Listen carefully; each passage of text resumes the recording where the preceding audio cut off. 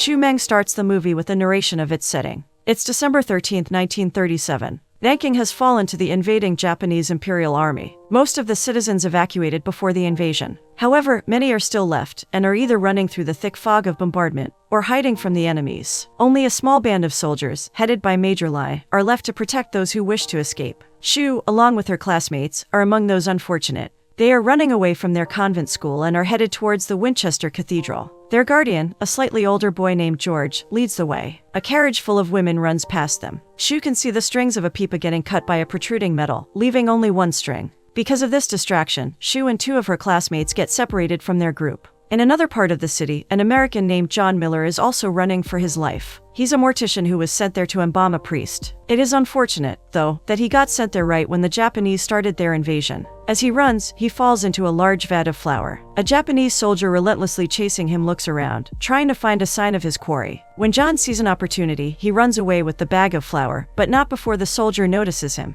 The soldier demands John to stop. The mortician tries to explain that he's American, and he's a neutral party in this war. But he could be explaining to a wall, as the Japanese man can't understand his language. As he continues, he sees a small nook where Xu and her friend happen to hide. John looks back at the soldier and observes that the wall behind is about to crumble. Praying with all his might that the soldier won't fire, John continues distracting him. Then the wall gives in, tumbling heavily over the soldier. John takes this chance to dive into the small nook. He introduces himself to the girls and says he's headed to the Winchester Cathedral. To his surprise, Xu speaks English and can tell him they are headed there as well. So when the coast is clear, John leads them out of the nook. He has to restrain them though, because one of their friends has unfortunately lost her life due to choosing the wrong hiding spot. Meanwhile, George and the girls keep on running. Close behind them are the Japanese, shouting and encouraging each other to catch the girls, like it's a fun thing to do. As it happens, Major Lai and his troops see them. He orders his men to provide cover. One of them points out that they are the last ones left, and they should be leaving the city now. Lai ignores him and insists on letting the girls pass. For the next few minutes, the sounds of gunshots mix with the girls' squeals as the Chinese soldiers keep shooting at their enemies. When it's over, the girls pass by the soldiers, looking at them with expressions of gratitude and wonder. The soldiers look on, silently wishing for them to be safe. But providing cover for the girls comes with a heavy price. They have not seen the multiple tanks coming their way. These beastly vehicles start obliterating Lai's men. The only option is to form a human barricade, so others can get close to the tanks and plant bombs in them. The next scenes are bloody and visceral, but in the end, they manage to stop the tanks from advancing. Only Major Lai and a wounded soldier named Pu Sheng are left after this encounter. Lai decides to go to the church as well. He chooses to stay at the destroyed paper shop across the church. From his position, he can see that the girls have arrived safely. He also sees a foreigner, an American, bringing in two more girls. In the church's backyard, George introduces himself to John and vice versa. From their conversation, we learn that Father Angelman, George's adoptive father, is the head priest of the church, and the one that John is supposed to embalm. However, the priest's body is nowhere to be found because of a dropped bomb on the grounds. After considering his situation, John still insists on taking money, even without a body. George says he has none, and the church has none. The young boy adds that John must help them get out of Nanking by fixing the lone truck available there. But John isn't fond of doing charity work. He's a drifter who couldn't care less about other people's plight. He can offer his services, and some others, at the right price. Seeing that this is a huge church, there must be some cash stacked inside cupboards or pews. He enters the church to find the girls trying to stop two of their classmates from fighting. Xu has taken it out on the girl, who blames her for their situation. The girl says they could have gotten out of Nanking before the invasion because Xu's father promised them a safe passage. They waited, but in vain after finding out that Xu's father had deferred to the Japanese. John attempts to calm them down and share some insights, but his lack of experience in dealing with teenagers shows through, which makes Xu leave them there. Thinking he can't do anything about it, John gives his bag of flour to the girls so they can make some buns. Then he heads to the priest's quarters, a room that looks comfortable given the church's abandonment. He asks George to bring him some wine. The boy says there's nothing left in the church. John continues rummaging in the drawers, eventually finding some valuables. This makes George frustrated and he calls John an idiot in his native language. Later that afternoon, a group of women knocks on the church's gate. They are the women riding the carriage earlier. In a place full of rubble and dust, it's remarkable how they all look well-groomed and pristine. George hears their knocks. He checks them through the gate's peephole. He tells the women they're not allowed inside, and that they must go to the designated refuge. One of the women, named Ling, says the church's cook promised her safety inside the church. The Winchester Cathedral is considered a neutral ground because it's run by an American priest, so there's a better chance they won't be attacked while inside. George says the cook has run away that morning, so the women are still not welcomed inside. Yumo, the leader of the women, thinks arguing is a waste of time. She picks up some luggage and throws it inside the wall. Other women follow suit, and soon, a couple of them start climbing the wall. George is no match for their ingenuity. In no time, these 14 beautiful women parade their way towards the church. They see John looking out of a window, and they squeal and cheer at finding a handsome foreigner. The girls have heard the commotion, too. They gather around the circular stained glass window and look through its holes. Shu knows who these women are. They are the famed courtesans from the Qinghai River. The stories about them are as legendary as the history of Nanking. They are renowned for their unparalleled beauty and being the epitome of gracefulness and femininity. But as the night wears on, Shu finds that those stories are only stories, with no truth in them. These women have quickly taken over the cellar. The once filthy place has been turned into a mini Qinghai River, full of women with loud mouths and flamboyant attitudes. Shu especially finds Yumo arrogant and self-centered. That night, John and the girls bake some bread using the flour he brought. The smell wafts towards the cellar, prompting the women to come out.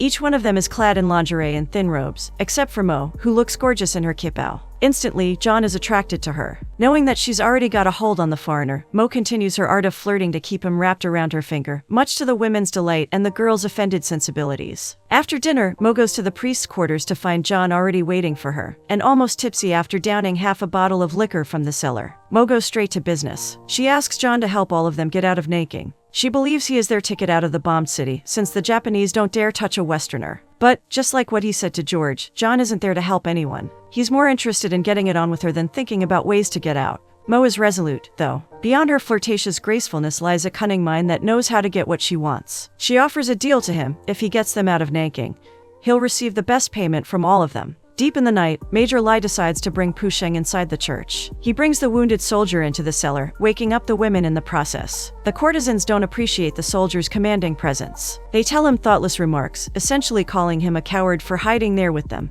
Lai ignores them and continues to wipe Pu Sheng's face with a clean wet cloth. One of the women, Du, takes an interest in Pu Sheng. After he's done, Lai stands up. In a cool and calm voice, he tells the women that Pu Sheng is an orphan taken in by the military at the start of the war. He wants him to at least lie on a warm bed before passing away. With that, he leaves them. He roams around the church. In the library, he finds the girls his troops saved earlier. They are all gathered around in a circle, singing a hymn. Their angelic voices are like a balm to his wounds, bringing him the vindication that his choice to help them escape was the right one. He puts down the misplaced shoe he picked up earlier, a symbol of hope well fought. Shu sees him, but he gestures for her to keep quiet before leaving. As he heads for the door, Mo calls him. The courtesan lowers her head as she acknowledges the rudeness of the other women. She asks him for forgiveness. Lai simply keeps quiet. Their conversation gets interrupted by a bottle falling on the floor. John, in his drunkenness, has worn a priest's clothes. Upon seeing Mo talking to a soldier, he makes insinuations about the courtesan being picky about her next customer. Mo and Lai ignore him. The latter makes a request: keep the girls safe from the Japanese. That's the least she can do, to not make his men sacrifice in vain. John comes down and continues to interrupt them. He ends up on the floor, with Lai walking towards the door. Full of disgust, Mo tells John that, if not for him being a foreigner, she wouldn't even throw a glance at him. She slaps him before leaving him there. The next day starts with a petty argument between the girls and 3 of the women about the use of the bathroom. The argument turns to a slight It only stops when a bullet hits a student from out of nowhere. Panic reigns as they all realize they are under attack. A rogue band of Japanese soldiers have decided that no place should be exempted from their pillaging, not even a church. The screams of the students wake Lai from his position at the paper shop. He can see that the church is under attack. With every weapon he has, he sets a trap and prepares to lure the Japanese into his location. Inside the church, the students are running to find a hiding spot. When they get to the kitchen, they see Mo keeping the cellar doors open, so they can all hide there. Unfortunately, a soldier spots the students. In a split second, Shu decides not to risk showing the cellar. Instead, she leads the girls to the library, where they push heavy shelves to block the door. Mo closes the door, mortified about the fate that awaits those poor girls. The Japanese continue to search. When they find the blocked library door, it doesn't take them much time to push it open and scare away the students. Their hunt continues. Meanwhile, John wakes up from his hangover. From the screams he hears, he realizes the Japanese must have invaded the church. Still wearing the priest's uniform, he tries to hide inside the closet. But as the screams continue, he realizes he can't bear to let anything happen to the students. Despite being a drifter, he still has his moral compass. Fixing his clothes, he goes out in an attempt to protect the girls. However, the soldiers refuse to recognize the neutrality of his position, nor that they are inside a sacred ground. One of the soldiers hits John with the end of his bayonet, making him dizzy for a few seconds. When he comes to, he sees the lifeless body of one of the girls, who fell from the 2nd floor. 2 soldiers have captured Shu by the stained glass window. The girl keeps crying when suddenly, a bullet hits one of the soldiers through his chest. Another bullet flies in, hitting the second one. Their comrades have seen what happened. They all rush out of the church to find their enemies. From the window, Shu can see what is happening. Lai has successfully drawn the attention of the Japanese away from the church. He's alone, but he efficiently and effectively dwindles the enemy's numbers down. But this is a war he's already lost in the beginning. Alas, the bombs have gotten to him. The girls are huddled together as they mourn the loss of two of their friends. A few minutes later, they get a surprise visit from someone unexpected.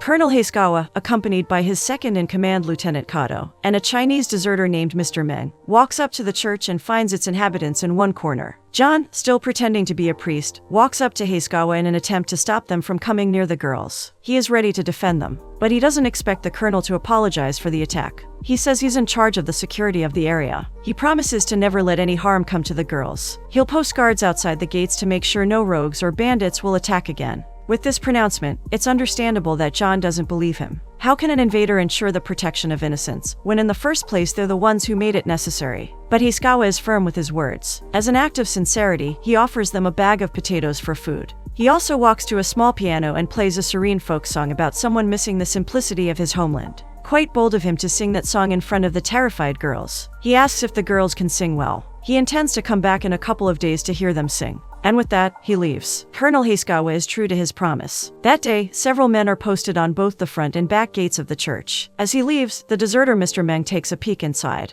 His daughter, Shu, is surprised to find him. But he doesn't risk communicating with her, as he immediately follows the colonel. That afternoon, John and the girls bury their deceased, while the women look on from inside the church. The girls despise them for taking over what is supposed to be their refuge, while the women are filled with remorse as they recognize their part in the loss of the two students. After the burial, John goes to his room, with George right behind him. The young boy wants to know why John didn't answer Shu when she asked him earlier if he'd stay. John isn't sure what to say to that. He can easily leave them and go on with his life. But the truth is, he wants to help, but he's afraid of the huge responsibility that these people are expecting from him. He isn't a bad person. Rather, he's unsure of himself, if he's capable of doing what is right. In Mo's eyes, John's actions of protecting the girls redeems him from his drunken episode the other night. She approaches him to ask if he'll stay. John confirms, adding that after what happened earlier, he can't bear to leave all of them. Mo says her offer still stands, and she's quite sure that soon John will give in to her allure. He says he's not going to, but as she walks away, he begins to doubt himself. In the cellar, the women carry on with their nightly activities. Du plays her one-string pipa to give small comfort to Pusheng. It's the least she can do for the stricken soldier. The next day, John starts taking a look at the truck. He finds enough diesel to fuel it, but it's missing some components. At that point, he finds Mr. Meng sneakily entering the church grounds. Mr. Meng talks to his daughter and laments about how stubborn she is to not leave her classmates. With his precarious position among the Japanese soldiers, he can procure a pass for both of them. But Shu thinks her father is a traitor and therefore shouldn't be trusted. The other girls see this, and some feel justified in thinking it's Shu's fault for landing them in their current situation. Before he leaves, George leads him to John. The latter asks him to provide him with the parts he needs to fully run the truck. Mr. Meng is hesitant because of the risk, but John insists. He also asks him to get a permit for safe passage out of Nanking. For a couple of days, John continuously works on the truck. Two females are looking at him work, Mo and Shu. One night he goes back inside, only to find Mo waiting for him. She asks if he has a way to get past the guards once the truck is done. He tells her the truth, he's not sure, but it's worth fixing it so they can be ready when the guards leave. When they hear a rustle on the second floor, they find Shu furtively watching them. She runs after getting discovered. Mo is aware of the girl's dislike of her, but she doesn't take it against Shu. In fact, Shu reminds her of her past. It turns out she used to study at the convent, too. That's where she learned to speak English. But she was struck by misfortune, which led her to her current profession. She isn't ready to reveal the details. Instead, she tells John she used to be the best in their English class, but her classmates resented her for it and for her gracefulness. She also used to have a crush on a man with a smooth face, a far cry from a dirty bearded man like John. So the next day, he shaves his beard to impress Mo. But something happens that takes her full attention. Pusheng finally kicks the bucket. John uses his skills as a mortician, so that the soldier will look fresh in his burial. Everyone watches John and George take care of Pusheng's body when the women learn of an alarming situation. Du and another one named Lan have decided to return to the brothel. According to their friend, Du wants to get her extra pipa strings so she can play for Pusheng for the last time. As for Lan, she wants to get her precious earrings. It's unknown how they got past the guards, but there's certainly a great chance of them not coming back. Mo pleads with John to find the women. He doesn't want to at first, but he relents after seeing Mo's teary and concerned face. John and George get out of the church to find Du and Lan. Along the way, John meets his fellow American, Terry. Terry questions why John is bothering with some girls and prostitutes when he can easily leave China with him.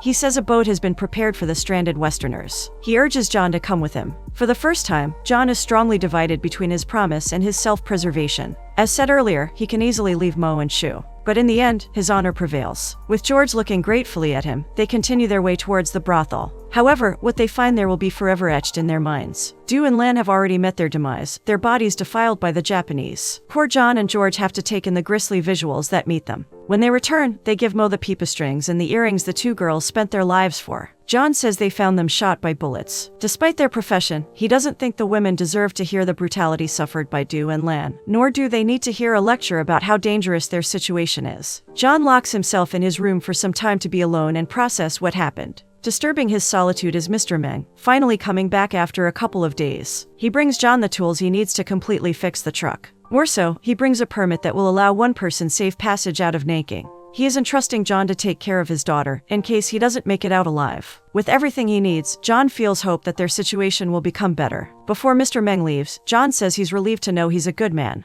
But the old man bitterly smiles. In the eyes of his daughter, he's a traitor. He can't make her understand that everything he did was for her sake. John sets to work on the truck as soon as possible. He and George work tirelessly to make sure the engine will work. Luckily, the guards outside have no idea of what they're doing. At last, Colonel Hayskawa returns to hear the students sing. The main hall of the church has been tidied, and the girls don their best presentable uniforms. Their voices echo in the empty hall, amplifying their angelic voices and soothing their weary souls. In the cellar, the women are listening intently for any sounds of distress. One of them, named Mosquito, has gone out to chase her cat. The women are all anxious about what may happen next. Indeed, Mosquito is hiding behind the altar a few feet away from the girls. When their performance ends, Hayskawa claps in appreciation. Just as he steps closer to them, the cat decides to run away from Mosquito's arms. Everyone is surprised to find her there, but Shu's quick thinking saves them all. First, she chides Mosquito for showing up. Then she addresses Hayskawa, saying that Mosquito was supposed to join the performance, but her uniform was destroyed from the recent attack. Fortunately, Hayskawa buys this. Then he addresses John and relays some good news. Tomorrow they'll be celebrating the successful occupation of Nanking.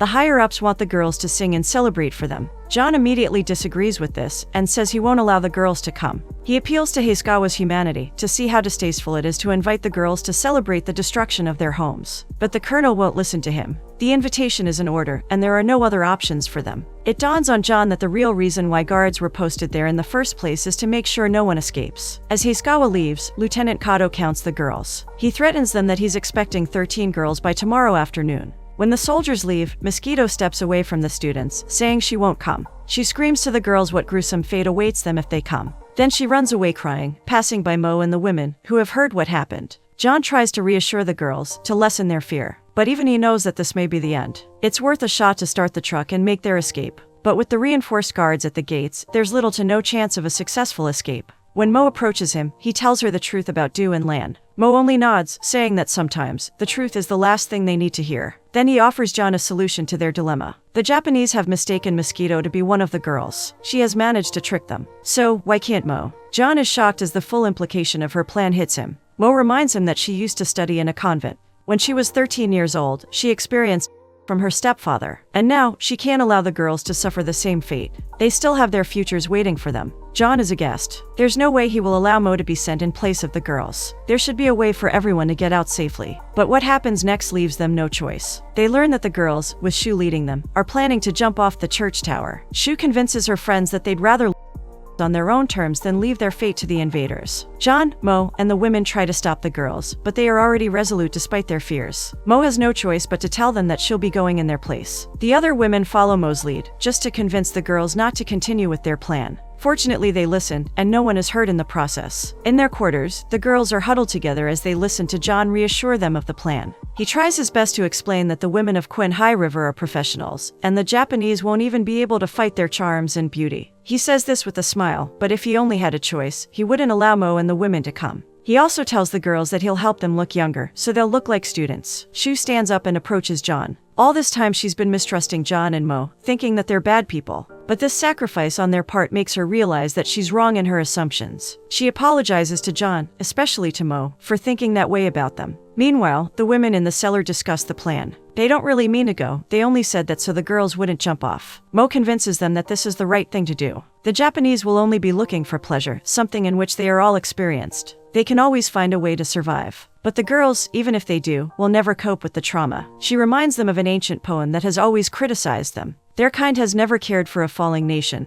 They only sing and dance while others fall. Mo says it's time to prove the poem false. They should take this opportunity to do something heroic. It may not be grand, but giving the girls the chance to live the rest of their lives is something only they can do. Eventually, all the women relent with the plan. And thus, the whole night is spent preparing for their fate tomorrow. While John and George make crates for the truck, the girls bring their uniforms to the women so they can make necessary adjustments. The girls observe as the women remove their clothes and unabashedly flaunt their femininity without any inhibitions. For the first time, she sees them as the graceful and elegant women of the Quinn High River. She wonders if she and her friends will ever blossom to become a lady like them. After fitting into their uniforms, the women start to bequeath their precious items to the girls. Mo decides to entrust the pipa to Shu, in honor of their fallen sister. Then she gets inspiration. Using the pipa, they can sing their signature song, the Quinn High View, to respect Du's last wish, and for the girls to remember them at their best. As they start singing, the girls are in awe of the performance. In contrast with the girls' angelic voices, the women's are more mature and refined. Shu gets another glimpse of these women's prowess to entertain and enchant. With their vibrant voices, everyone forgets the grim prospect that awaits them, even for a while. Later, Mo comes to John so he can do her makeup and cut her hair. Mo has to lie down, though, because John is used to working on corpses lying down.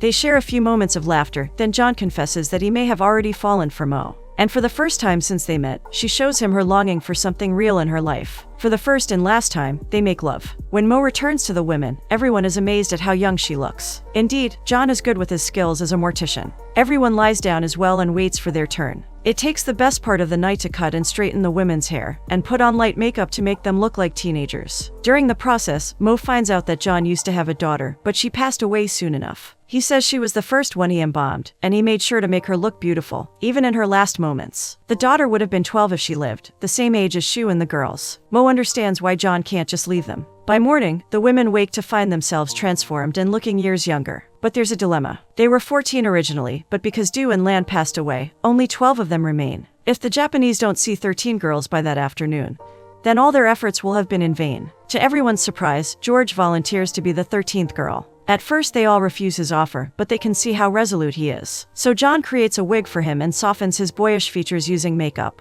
He assures George that Father Angelman is proud of him for taking care of the girls. As part of their preparation, the women break glasses and take the biggest shard they can find as their weapon. On the other hand, the girls have cut their hair and smeared dirt on their faces as a disguise. Soon the fateful time has come. The soldiers arrive in full force, with their leader giving John a gift bag as compensation. Mr. Meng also arrives, but Lieutenant Kato has become distrustful of him. He doesn't allow the man to come inside, even if he pleads to see his daughter one last time. The women, now pretending to be the girls, march in a single file towards the truck that will take them to the Japanese headquarters. None would ever think they are grown women, with their uniforms and their haircut. John gives each one of them a simple gift of goodbye, with his hand holding Mo's a little longer. The last woman, Mosquito, suddenly breaks down and pleads with the soldiers. John gives her a cat figurine, to remind her of her lost pet. Mr. Meng looks and realizes these are not the students. He doesn't know who these women are, but he understands that his daughter Shu won't be going with them. At last, all of them are on board the truck. The last thing John sees are the women's crying faces, including George's. But it's Mo's smile that stays with him forever. Lieutenant Kato tells Mr. Meng he's already seen his daughter. And with that, he shoots him in the head. John rushes back inside, where the girls are waiting. Quickly, they all bring the crates outside. Then they get on board the truck. John arranges the crates to make it look like the truck is loaded with packages. After a few moments, the truck starts and he drives out of the church. They arrive at the Japanese checkpoint. After giving the soldiers some wine, John drives out of Nanking to their safety. The fate of the 13 flowers who went to the Japanese celebration is unknown. Nonetheless, there's no denying the great sacrifice they have undertaken so that Shu and the girls can live the rest of their lives.